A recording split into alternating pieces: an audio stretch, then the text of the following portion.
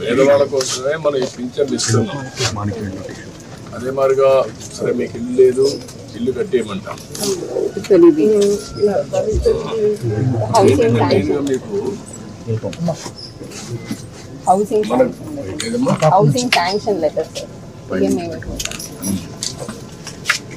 ఇప్పుడు ఇల్లు కూడా ఒకటి శాంక్షన్ చేస్తున్నారు, కట్టిస్తారు. ఆయన పాములు సార్ ఆయన పేరు మీద వచ్చింది.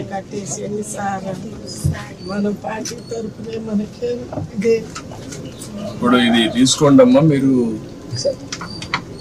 సిఆర్డిఏ మీరు కలిసి ఏరియాలో ఉండే వాళ్ళకి ఇల్లు ఇలాంటి వాళ్ళకి కొంతమంది కట్టుకోలేదు కట్టిద్దాం.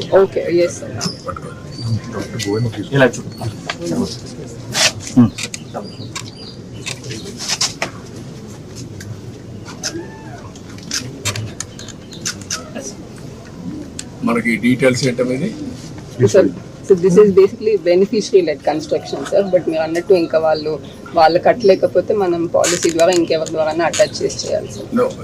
వాట్ ఈస్ ది అమౌంట్ 1.8 నేను ఇల్లు కట్టిమంటాను, చెప్తాను, కట్టి మీకు ఎట్లా చేయాలో చేస్తాను అన్నట్టు చేపిస్తాం.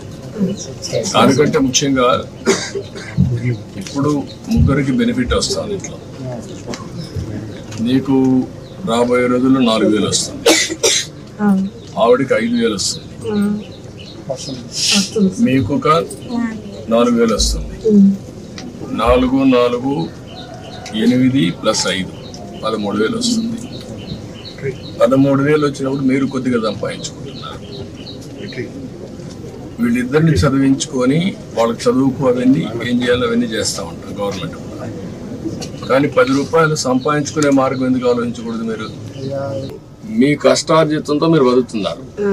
ఒక్కసారి పిల్లల్ని బాగా చదివించారనుకో మీ జీవితాలు మారు. ఇంకా డబ్బులు సంపాదించే మార్గం ఏంటి? నేను అన్ని ఆలోచిస్తున్నా. పేదరికం లేని సమాజం అంటే ప్రతి ఒక్కరికి కూడా కనీస ఆదాయం సంపాదించే మార్గం మీకు చూపించాలనేది నా ఆలోచన. లేకపోతే మీ జీవితంలో ఇదే మరికి పుడతారు, ఇదే మరి చనిపోతారు. ఈ పిల్లలు కూడా ఇప్పుడు చదువుకుంటున్నారు. కనీసం ఏదైనా త్వరగా మంచి పని చేశాం, అది శుభసూచకం. ఈ పిల్లల భవిష్యత్తు బాగుంటుంది. ఏంట్రా మీరు ఆలోచిస్తున్నారా? ఏం ఆలోచిస్తున్నారు? బాగా చేయాలని ఆలోచిస్తున్నారు. ప్రతిరోజు చదువుకుండా బాగా క్లాసులో మంచి ర్యాంక్ వస్తుందా? ఎంత వస్తుంది? 310 వచ్చాయి 500కి. నీకంటే ఇంకా ఎంతమంది బాగా వచ్చారు? వాళ్ళకంటే నువ్వు ఎందుకు ముందు?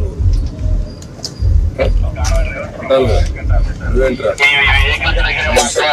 7th క్లాస్లో కామన్ ఎగ్జామ్ అయింది కదా, అయిందా? అప్పుడు ఎంత వచ్చాయి మార్క్?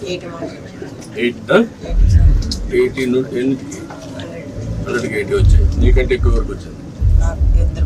ఎవరు వాళ్ళు? ఇద్దరికి వచ్చింది. వాళ్ళకంటే ఎక్కువ నీకు ఎందుకు రావు? మీ అమ్మ కష్టపడతాను కదా, నీకోసమే కదా, కూలి పని చేసి చదివిస్తాను కదా, నువ్వు కూడా పట్టుదల చదవాలి కదా. ఓకే, చదువుకోండి బాగా, రేపు వస్తారు. నేను అన్నీ ఆలోచిస్తాను.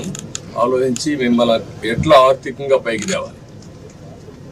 ఇప్పుడు గవర్నమెంట్ ఇచ్చే సహాయం ఇస్తూనే మీరు 10 రూపాయలు అదనంగా సంపాదించుకొని ఖర్చు తగ్గించుకొని భవిష్యత్తుకు కూడా ఒక భరోసా ఉండేట్టుగా మీకు ఆలోచించేద్దాం. సరేనా? ఇమ్మీడియట్గా చేస్తాను, నేను చెప్పాను కదా, అయిపోతుందండి.